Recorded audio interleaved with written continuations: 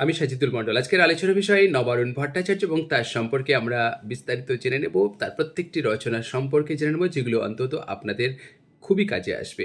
যদিও একটু ইউনিক বিষয়, তারপরে আপনাদের জানিয়ে রাখি যে লেখক কিন্তু 1948 সালের 23শে জুন বহরমপুরে তিনি জন্মগ্রহণ করছেন। লেখকের পিতার নাম বিজন ভট্টাচার্য, মায়ের নাম মহাশ্বেতা দেবী। তবে আপনাদের কাছে ছোট্ট একটা প্রশ্ন, যে মনীষ ঘটক লেখকের কে হন?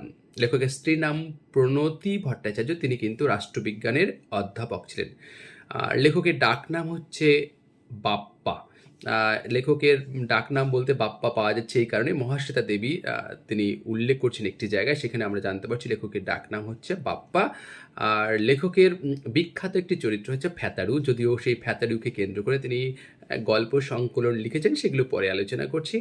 লেখক কয়েকটি পত্রিকা সম্পাদনা করেছেন, সেটা হচ্ছে সাহিত্যপত্র, যেটি এই পত্রিকাটি কিন্তু বিষ্ণুদেব সম্পাদনা করতেন এবং সেই সময় কিছুদিনের জন্য তিনি করছেন। আর একটি পত্রিকা, সেটা হচ্ছে ভাষা বন্দন বলে একটি পত্রিকা, ভাষা বন্দন মাথায় রাখতে হবে। এই পত্রিকায় তিনি আজীবন তিনি এই পত্রিকায় তিনি সম্পাদনা করছেন। আর লেখকের প্রথম প্রকাশিত গল্পের নাম হচ্ছে ভাসান। তবে এই ভাসান নামটি কিন্তু আপনার সুভাষ মুখোপাধ্যায় দেওয়া, কারণ সুভাষ মুখোপাধ্যায়ের যে পত্রিকা পরিচয়, সেই পত্রিকায় 1968 সালে এই গল্পটি প্রকাশিত হয়। লেখকের প্রথম কবিতার নাম হচ্ছে এই মৃত্যু উপত্যকা আমার দেশ না, এটি 1972 সালে প্রকাশিত। এবং লেখকের প্রথম প্রকাশিত উপন্যাসের নাম হচ্ছে হারবার্ট।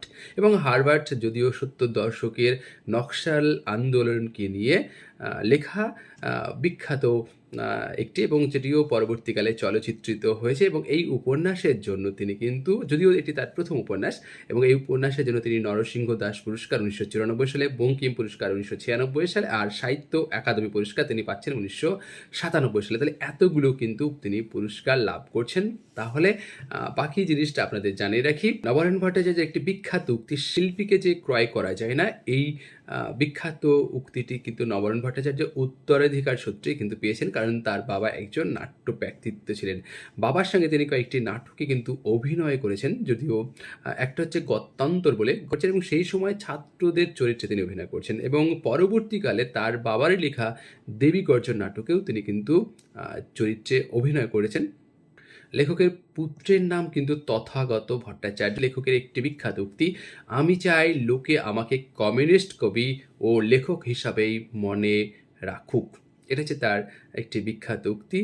আর লেখকের, হ্যাঁ যেটা বলছিলাম, লেখকের প্রথম প্রকাশিত গল্প ভাসান, এবং এই গল্পটি জানানো হয়েছিল যে পরিচয় পত্রিকায় প্রকাশিত হয়েছে। এবং লেখক কিন্তু প্রথম দিকে এই গল্পটির নাম ভেবেছিলেন যে অর্কেস্ট্রা, নয়তো সিম্ফনি বলে এরকম নামটি রাখবেন ভেবেছিলেন। পরবর্তীকালে সুভাষ মুখোপাধ্যায় এই কবিতার গল্পটির নামকরণ করছেন। এবার আমরা নবারুণ ভট্টাচার্যের প্রত্যেকটি উপন্যাস সম্পর্কে নাম জানবো, কত সালে প্রকাশিত জানবো, এবং কাকেই বা উৎসর্গ করছেন, এবং সেই রচনাগুলো কে বা কারা কি নামে অনুবাদ করছেন, সেগুলো একটু দেখুন। প্রথম হচ্ছে হারবার্ট, এটি কিন্তু প্রকাশকাল জানুয়ারি 1993, এবং উৎসর্গ করছেন প্রণতিকে, অর্থাৎ তার স্ত্রীকে তিনি করছেন। এবং এই হারবার্ট বা হরবটের হিন্দি অনুবাদ করছেন মুনমুন সরকার। এবং এই হরবার্ট কিন্তু নাট্যরূপ দিচ্ছেন শান্তনু বসু, এবং এটি কিন্তু মণি রথ বলে একটি নাট্য দলের পক্ষ থেকে এটি অভিনীত হচ্ছে। চলচ্চিত্রায়ন, এই হারবার্টের চলচ্চিত্র রূপ দিচ্ছেন, পরিচালক ছিলেন সেটা হচ্ছে সুমন মুখোপাধ্যায়। আর পুরস্কার অলরেডি প্রথমেই জানিয়েছি যে নরসিংহ দাস পুরস্কার, বঙ্কিম পুরস্কার এবং অকাদেমি পুরস্কার পেয়েছেন এই উপন্যাসটির জন্য। পরবর্তী উপন্যাস অটো ও ভোগী। এই যে ভোগী নামটি, অর্থাৎ এই ভোগী নামের যে অংশটি তিনি প্রথমে লিখছেন, পরবর্তীকালে তিনি লিখছেন অটো। আর এই উপন্যাসে উৎসর্গ করছেন অভিজিৎ মুখার্জি ও শান্তনু গঙ্গোপাধ্যায়কে। আর অন্যান্য উপন্যাস যুদ্ধ পরিস্থিতি বলে তার তৃতীয় উপন্যাস, এটি প্রকাশকাল হচ্ছে 1995, এবং এটি কিন্তু তথাগতকে তিনি উৎসর্গ করছেন, অর্থাৎ তার পুত্রকে উৎসর্গ করছেন। এবং এই উপন্যাসটি নিয়ে একটি অভিনয় হচ্ছে, সেটা হচ্ছে থিয়েটার ওয়ার্কশপ বলে একটি নাট্যদল যুদ্ধ পরিস্থিতি এই উপন্যাসটিকে নিয়ে নাটক করছেন, এবং যদিও নাট্যর রূপ দিয়েছেন অশোক মুখোপাধ্যায়। তাহলে অশোক মুখোপাধ্যায় কিন্তু এই যুদ্ধ পরিস্থিতি উপন্যাসটি নাট্যরূপ দিয়েছেন। পরবর্তী আরেকটি রচনা, অর্থাৎ উপন্যাসের নাম হচ্ছে খেলনা নগর। এটি কিন্তু 1998 সালে প্রকাশিত এবং সুরজিৎ ঘোষকে তিনি কিন্তু উৎসর্গ করছেন এবং এই উপন্যাসটির হিন্দি অনুবাদ করছেন সুশীল গুপ্তা। আর এর নাট্যরূপ দিচ্ছেন সুমন মুখোপাধ্যায়। যদিও আপনাদের একটা জিনিস জানিয়ে রাখি, এই সুমন মুখোপাধ্যায় কিন্তু তার অনেক উপন্যাসেরই নাট্যরূপ দিয়েছেন। আরেকটি উপন্যাস লুব্ধক, এটি কিন্তু 2000 সালে প্রকাশিত এবং একটি কুকুর উপকথা, মানে একটি কুকুর উপকথা লেখার পরিকল্পনা তার দীর্ঘদিনে ছিল এবং তারই ফলশ্রুতি বলতে গেলে এই লুব্ধক উপন্যাসটা। আরেকটি উপন্যাসের নাম হচ্ছে কাঙ্গাল মালসাট, এটি হচ্ছে 1999 সালে প্রকাশিত। আর উৎসর্গ করছে কাকে দেখুন, পাণ্ডুলিপি পুড়ে যায় না মিখাইল বুলগাভকে তিনি এটি উৎসর্গ করছেন। মঞ্চায়ন করছেন অর্থাৎ সুমন মুখোপাধ্যায়, তিনি এই উপন্যাসটির নাট্যরূপ দিচ্ছেন এবং তৃতীয় সূত্র বলে একটি নাট্য গোষ্ঠী আছে, তারা এই উপন্যাসটি নাট্যরূপ মানে অভিনয় করছেন।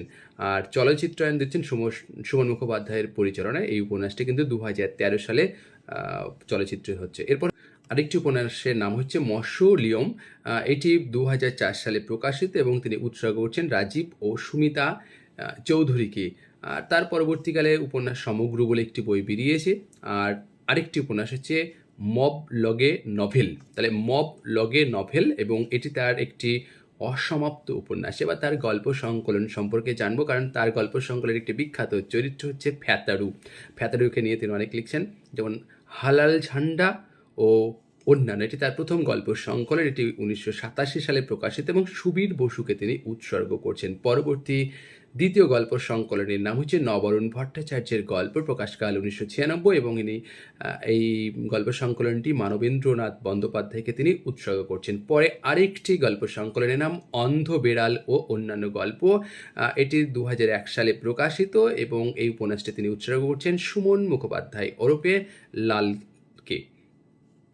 অন্ধ বেড়ালের একটি অনুবাদ পাওয়া যাচ্ছে the blind cat and other stories নামে এবং এটি কিন্তু মৃণাল কান্তি দাশগুপ্ত এটি অনুবাদ করছেন। এবার তার বিখ্যাত চরিত্র ফ্যাতাড়ু, সেই ফ্যাতাড়ুকে নিয়ে দুটি গল্প সংকলন পাওয়া যাচ্ছে। এক নম্বর হচ্ছে গল্প সংকলন ফ্যাতাড়ুর বোম্বাচাক ও অন্যান্য, এটি প্রকাশকাল 2001 সালে এবং অমিতাভ মুখোপাধ্যায় এবং কুহু মুখোপাধ্যায়কে তিনি উৎসর্গ করছেন। আর এই ফ্যাতাড়ুর ভূমিকায় তিনি কি বলছেন দেখুন, বলছেন যে ফ্যাতাড়ুরা আমার অতীব প্রিয়, সম্ভবত আমি নিজেও ফ্যাতাড়ু। তাহলে তিনি কিন্তু পরে বলছেন এবং এই ফ্যাতাড়ুটা নিয়ে নাট্যরূপ দিচ্ছেন রাজর্ষিতে এবং প্রয়োগ এবং পরিচালনা করছেন দেবেশ চট্টোপাধ্যায়। আর মঞ্চস্থ হচ্ছে ফ্যাতাড়ুর কিস্সা নামে, কারণ প্রথম চারটি মানে ফ্যাতাড়ুর 4টি গল্প নিয়ে এটি মঞ্চস্থ হচ্ছে।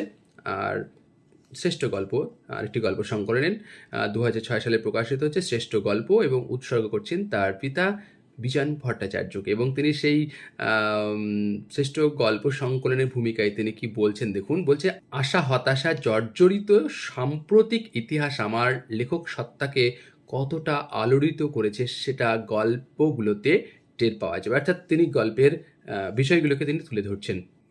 শ্রেষ্ঠ গল্পের কিছু গল্প নিয়ে তিনি কিন্তু চলচ্চিত্রায়ন করছেন। কে করছেন দেখি, তার শ্রেষ্ঠ গল্পের মধ্যে থেকে কিছু নির্বাচিত গল্প নিয়ে, যেমন 2010 সালে সুমন মুখোপাধ্যায় তিনি 3টি গল্প, যেমন এক টুকরো নাইলনের দড়ি, আমার কোনো ভয় নেই তো আর আংশিক চন্দ্রগ্রহণ, এই 3টে গল্প অবলম্বনে তিনি মহানগর কলকাতা সিনেমাটি তিনি নির্মাণ করছেন। তাহলে কে করছেন? সুমন মুখোপাধ্যায়।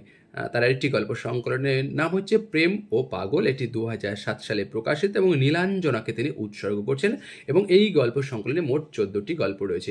আরেকটি ফ্যাতাড়ুকে নিয়ে সংকলন, সেটা হচ্ছে ফ্যাতাড়ুর কুম্ভিপাক, 2009 সালের এটি প্রকাশিত হচ্ছে এবং ভাষা বন্ধন এর বন্ধুদের তিনি এইটি উৎসর্গ করছেন। অর্থাৎ তিনি যে ভাষা বন্ধন বলেছে পত্রিকায় আজীবন তিনি সম্পাদনা করেছেন এবং সেই পত্রিকায় যারা তার বন্ধু তাদেরকে তিনি উৎসর্গ করছেন। আরেকটি গল্প সংকলন পৃথিবীর শেষ কমিউনিস্ট, এটির প্রকাশকাল 2010 সাল এবং গৌতম সেনগুপ্তকে তিনি এটি উৎসর্গ করছেন। আরেকটি গল্প সংকলনের নাম মহাযানের আয়না, এটি 2010 সালে প্রকাশিত এবং অনেক 4জনকে তিনি উৎসর্গ করছেন, সুজয় মুখুটি, কৌশিক চক্রবর্তী, অভিক গাঙ্গুলি এবং শামীম আহমেদ, এই 4জন গেরিলা বন্ধুকে তিনি উৎসর্গ করছেন। 10 নম্বর গল্প সংকলন বেবিকে পারিজাত, এটি গল্প প্রকাশকাল জানুয়ারি 2013 এবং উৎসর্গ করছেন সাথী ও সৌরভকে। তাহলে সাথী ও সৌরভ, দন্তের শয়ে বয় আঁকা, তয় দীর্ঘ সাথী ও সৌরভকে। পরবর্তী গল্প সংকলনের নাম হচ্ছে আংশিক চন্দ্রগ্রহণ, এটি প্রকাশকাল 2014, উৎসর্গ করছেন দেব মাল্লুকে। আর এবার তার আমরা কাব্যগ্রন্থ সম্পর্কে একটু দেখে নেব। প্রথম কাব্যগ্রন্থ অলরেডি আমরা জানিয়েছিলাম যে এই মৃত্যু উপত্যকা আমার দেশ না, এটি প্রকাশকাল 1983, এটা উৎসর্গ করছেন বাবা এবং মাকে উৎসর্গ করছেন তিনি। পরে আরেকটি কাব্যগ্রন্থের নাম হচ্ছে পুলিশ করে মানুষ শিকার, এটি 1987 সালে প্রকাশিত, উৎসর্গ করছেন নবান্ন নাট্য গোষ্ঠীর বন্ধুদের। আরেকটি কাব্যগ্রন্থের নাম মুখে মেঘের রুমাল বাঁধা, প্রকাশকাল 2006 সাল। প্রত্যেকটি প্রকাশকাল মানে অর্থাৎ প্রথম প্রকাশকালের কথা বলা হচ্ছে। উৎসর্গ হচ্ছে স্বয়ং ভট্টাচার্যকে তিনি উৎসর্গ করছেন। পরের আরেকটি কাব্যগ্রন্থ রাতের সার্কাস, এটি 2009 সালে প্রকাশিত, উৎসর্গ করছেন রঞ্জনাকে। আর পরবর্তী আরেকটি কাব্যগ্রন্থ অর্থাৎ 5 নম্বর কাব্যগ্রন্থর নাম হচ্ছে পুরন্দর ভাটের কবিতা, এটি প্রথম প্রকাশিত হচ্ছে বইমেলা থেকে 2012 সালে এবং উৎসর্গ করছেন কি সব খচ্চর ও হারামিদের। এবং এখানে কিন্তু ভূমিকা একটি কবিতা লাইন তিনি ব্যবহার করেছেন। কবিতা লাইনটি কীরকম দেখুন, কয়েকটি কবিতা লাইন। যেরকম কোকড়া কোকড়া ঝাট, যেরকম সেলুন ও দর্জির ছাট, সেই রকমই আমি ও আমার কাব্য, কহে কবি পুরন্দর ভাট। আর তার 6 নম্বর কাব্যগ্রন্থের নাম হচ্ছে বুলেট প্রুফ কবিতা, এটি প্রকাশকাল 2013 সালে, উৎসর্গ করছেন তিনি উপাসনা ও পাভেলকে। আরেকটি রচনার নাম অগ্রন্থিত কবিতা, 2015 সালে প্রকাশিত হচ্ছে। আর আরেকটি কাব্যগ্রন্থ অতন্দ্র বিমান, 2015 সালে প্রকাশিত। এবার তার আমরা গল্প সংকলন সম্পর্কে একটু দেখে নেব। যেমন তার প্রথম গল্প সংকলনের নাম হচ্ছে অ্যাকোয়ারিয়াম, প্রকাশকাল 2010 সাল। এটা হচ্ছে আরেকটি গল্প সংকলনের নাম, দুঃখিত, গদ্য সংকলনের নাম হচ্ছে আনাড়ির নারীজ্ঞান, এটা 2012 সালে, উৎসর্গ করছেন রঞ্জন ও মুনমুনকে তিনি উৎসর্গ করছেন। তিনি বা তার আমরা অনুবাদ সংকলন সম্পর্কে দেখে নেব। তিনি কয়েকটি অনুবাদ সংকলন প্রকাশ করেছেন, যেমন প্রথম সংকলনটির নাম হচ্ছে এসব আগামীকাল ঘটেছিল, এটি প্রথম। দ্বিতীয় হচ্ছে বিদেশি ফুলে রক্তের ছিটে, এটা প্রকাশকাল 2013 এবং উৎসর্গ করছেন আমার একনিষ্ঠ পাঠক কবি বিমল দেবকে তিনি উৎসর্গ করছেন। মোটামুটি এইগুলো তার সম্পর্কে আলোচনা করলাম। জানি না আলোচনাটি আপনাদের কতটা ভালো লাগলো। যদি ভালো লেগে থাকে অবশ্যই আপনারা কমেন্ট করবেন। এবং কয়েকটি বই থেকেই এই ভিডিওটি বানাতে কাজে লেগেছে বা কিছু কিছু হেল্প নেওয়া হয়েছে। আশা করব এই আলোচনাটি আপনাদের অনেকটাই কাজে আসবে। যদি ভালো লেগে থাকে অবশ্যই আপনারা এই ভিডিওটি একটু অন্যদের মাঝে শেয়ার করবেন। আর পরবর্তী আরও একটি ভিডিও, অন্য একটি ভিডিও দিয়ে দেবো। আপনারা প্রতিনিয়ত যেভাবে ভিডিও দিয়ে থাকি সেইভাবে দিতে থাকবো, আপনারা দেখুন এবং অন্যদের মাঝে একটু শেয়ার করুন। যারা আমার ইউটিউব চ্যানেলে নতুন অবশ্যই সাবস্ক্রাইব করে পাশে থাকুন। এই ধরনের আরও অজানা বিষয়ে জানতে বা অনেক অজানা সাহিত্যিকদের সম্পর্কে জানতে, আর যারা SLST পরীক্ষা দিচ্ছেন তাদের তো জন্য অলরেডি প্রচুর ভিডিও বানিয়েছি, সেগুলো অন্তত আপনারা পুনরায় দেখতে পারেন বা নতুনদের কাছে শেয়ার করতে পারেন যদি ভালো লেগে থাকে। তো যাই হোক, আজকের আলোচনা এখানে শেষ করলাম। ধন্যবাদ।